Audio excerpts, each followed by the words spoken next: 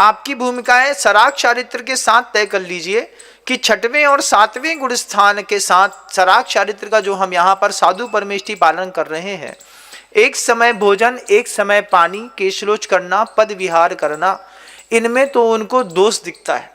क्या दिखता है? पंचम काल में नहीं होते। क्यों? क्योंकि गुप्तियों में नहीं रहते। गुप्तियां प्रवृत्ति परक भी होती हैं और निवृत्ति परक भी होती हैं। आगम ग्रंथों को वास्तव में टटोलने की जरूरत है। जिस समय मैं बोल रहा हूं, इस समय भी मेरी भाषा समिति की जो सजगता है, ये सजगता मेरी प्रवर्त्यात्मक गुप्ति को प्रदर्शित करती है, और समायिक के समय मेरे जो शुद्धोपयोग की दशा है वो मेरे निवृत्ति परक गुप्तियों को प्रकट करती है। मन से, वचन से और काया से बिना किसी कसाय के साथ जो उद्बोधन दिए जाते हैं, ये गुप्त्यात्मक होते हैं, लेकिन गुप्ति प्रवृत्ति के साथ होती है। ये सौंदर्य शायद विद्वानों को या मुमुक्षुओं को नहीं पता, लेकिन गुरु भगवंत की कृपा से मुझे पता है कि गुप्ति भी प्रवृत्ति परक भी होती है और निवृत्ति परक भी होती है। अब प्रत्येक समय तो निवृत्ति परक गुप्ति का आदमी बैठ नहीं सकता ना, अंतर्मूर्त काल तक है। आप मुझे बताओ, आप में से जो अपने आप को परम शुद्धात्म तत्व का मानने वाला मानता है, जो व्यक्ति ये कहता है कि अंतरात्मा का धर्म ही उपादेय है, आत्मा की उपादेय शक्ति के ऊपर जाओ, ये फालतू के बाहर के प्रपंचों में मत पड़ो, मैं उनसे पूछना चाहता हूं, क्या 48 मिनट तक निर्दोष विकार रहित भाव के साथ कभी आप बैठ पाए हैं? कोई बैठ सकता है? किसी की सामर्थ्य हो?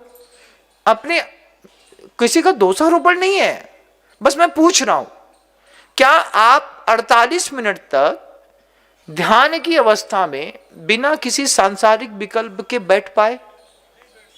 नहीं बैठ पाए। फिर आपने पानी छानना भी जड़ की क्रिया समझी, मर्यादा रहित भोजन भी जड़ की क्रिया समझी, मासिक धर्म का माँ बहनें पालन करती हैं। कई ऐसे घरों में मासिक धर्म का पालन नहीं होता। क्यों? क्योंकि स्वामी जी ने यह बात भी कह दी थी कि यह भी जड़ की क्रिया है, अपना चैतन्यमयी जो उपयोग है वो तो बिल्कुल अलग है। ऐसी बात कह करके घर का पूरा 16 खराब कर दिया, पूरा 16 बंधु। आप एक बार सराग चारित्र का सौंदर्य देखिए। सराग चारित्र के सौंदर्य में पंचम गुण स्थान को लेकर के अगर कोई व्रती संयम ग्रहण करता है, आप उसको हे कहते हैं, ये कह देते हैं, अरे मिथ्या दर्शन के कारण साथ पाले गए व्रत अनंत संसार का कारण है। तो कोई व्यक्ति सम्यक दृष्टि है या मिथ्या दृष्टि है? पंडित राजमल जी पांडे जी, जो मुमुक्षुओं के एक पुरोधा माने जाते हैं, उन्होंने अपनी उसी ग्रंथ में लिखा हुआ है, उनके ग्रंथ में यह बात लिखी है कि सम्यक्तम वस्तुतः सूक्ष्मम केवल ज्ञान गोचरो। जब उन्होंने खुद लिखा है कि सम्यक दर्शन इतना सूक्ष्म है कि सिर्फ केवल ज्ञानी बता सकता है, मनः पर्यायगानी अवधि ज्ञानी देशाव अनुलंबिता, ये गाथा है, आप उठा करके देखिएगा, मैं अगर गलत हूं तो। उसमें लिखा है कि केवल ज्ञान के गोचर ही है कि कोई व्यक्ति सम्यक दृष्टि है, मिथ्या दृष्टि है। प्रभु श्री रामचंद्र जी को भी पूछना पड़ा सुब्रत केवली से, भगवान मैं भव्य हूं कि नहीं? तब केवली ने बताया कि तो राम तुम भव्य हो, इसी भव से मोक्ष जाओगे। तब उनके अपने मोक्ष पुरुषार्थ शुरू हुए। लेकिन आपने निर्णय कर दिया कि ये मिथ्या दृष्टि है, ये सम्यक दृष्टि है। वो जो चश्मा है जिससे दिखता है कि ये मिथ्या दृष्टि, ये सम्यक दृष्टि है, एक बार वो चश्मा मैं भी पहनना चाहता हूँ। कोई मुझे पहनाए, इंदौर जैसे शहर में अगर कहीं तक ये संवाद सही तरीके से पहुंचे तो मैं अपेक्षा करूंगा कि मैं अपने कमरे में भी उससे संवाद करना चाहूंगा। सामूहिक रूप से चाहे तो उसमें भी स्वागत है, कोई मना ही नहीं है। लेकिन मैं पूछना चाहता हूं कि कैसे पता चलता है कि कोई सम्यक दृष्टि है कि मिथ्या दृष्टि है? उसकी क्रियाओं से पता चलता है ना।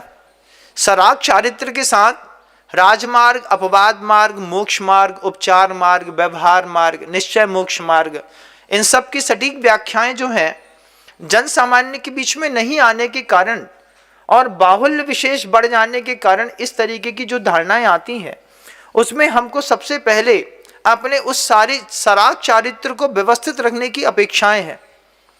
पूर्व में जो बात कही मैं एक बार फिर कहता हूं, अभी समय बहुत अच्छा चल रहा है, इतना अच्छा चल रहा है कि हम अपने समय का सदुपयोग धर्म के आयतनों की रक्षा के लिए, संस्कृति की रक्षा के लिए, संयम की रक्षा के लिए, व्रत की रक्षा के लिए जो हम कर रहे हैं, इसको करने से ही हमारे निर्वाण की भूमिकाएं तय होने वाली हैं। धान ना हो, ऊपर छिलका ना लगे, तो अंदर वो चावल का दाना कैसे पैदा होता है? क्या बिना छिलका लगा कोई चावल का दाना हुआ है? बिना फूल के कोई फल फला है? जब तक आज तक बिना फूल का कोई फल नहीं पड़ा, तो फिर सराग चारित्र के बिना वीतराग चारित्र की उपलब्धता दुनिया में किसको हुई है? एक बार मुझे बताओ ना, एक बार मुझे बताओ कि बिना सराग चारित्र का पालन किए किसी को भी अगर वीतराग चारित्र की उपलब्धता हो गई हो, कोई आगम ग्रंथों में एक उदाहरण भी दिख जाए, तो रास्ते बड़े सरल आसान हो जाए। चमचमाता हुआ सफेद कपड़ा पहन करके और बिस्लरी का पानी पी करके अगर हम ये समझते हैं कि हम आत्मा की उपादेयता को समझने वाले लोग हैं, तो मैं तो बस एक प्रार्थना करूंगा कि अभी बहुत देर नहीं हुई है, अभी भी सराग चारित्र के संयम को स्वीकार करके, गुरुजी हम लोगों से हमेशा कहते थे कि एकांतवादियों के जितने ग्रंथ हैं ना, मुनियों को पढ़ना चाहिए। मुनियों को इसलिए पढ़ना चाहिए क्योंकि मुमुक्षु तो असली में मुनि है, और उनके एकांतवाद शुद्ध निश्चय ने को अगर एक बार साधुओं ने पकड़ लिया, तो उनके अंदर की जो राग द्वेष की सत्ता है वो समाप्त हो जाएगी। क्योंकि आप कर सकते हैं सराग चारित्र छठवां गुणस्थान, सातवें गुणस्थान के साथ एक बार निश्चय की अगर धारणाएं पक्की हो जाएं, वीतराग की दशा के बारे में बात पक्की हो जाए, तो तुम्हारी समाज का स्तर बढ़ जाएगा। तो आचार्य भगवंत ने हम लोग से कहा कि आप पढ़ो उस चीज को, उसको पढ़ने से आपका क्षेपसम बढ़ेगा, आपकी शुद्धता बढ़ेगी। लेकिन फिर वही बात गुरुजी ने भी कही कि जैसे तालाब में मेढक होते हैं, मछली होती हैं, दूसरे जीव जंतु होते हैं, और मछली को मारने के लिए या फंसाने के लिए कोई दवाई डाली जाती है, तो उस दवाई से मेढक प्रभावित नहीं होते, सिर्फ मछलियां ही ऊपर तैर करके ऊपर ऊपर आ जाती हैं और उनको पकड़ लेते हैं। ठीक ऐसे ही वो जो निश्चय चारित्र होता है ना, वो निश्चय चारित्र जब कभी भी उपलब्ध होगा, सराग चारित्र को धारण करने वाले साधु परमेष्ठी के अंदर ही उपलब्ध होगा। ये बात बिल्कुल तय मानिएगा। और ये भी तय मानिएगा कि पंचम गुण स्थान में किसी भी प्रकार का आपको शुद्धोपयोग की व्यवस्था नहीं बनेगी, जब भी बनेगी सप्तम गुण स्थान में बनेगी। अगर आपको मेरी वीडियो अच्छी लगती है तो प्लीज़ मेरे चैनल को लाइक करें, शेयर करें और सब्सक्राइब करें। Thank you.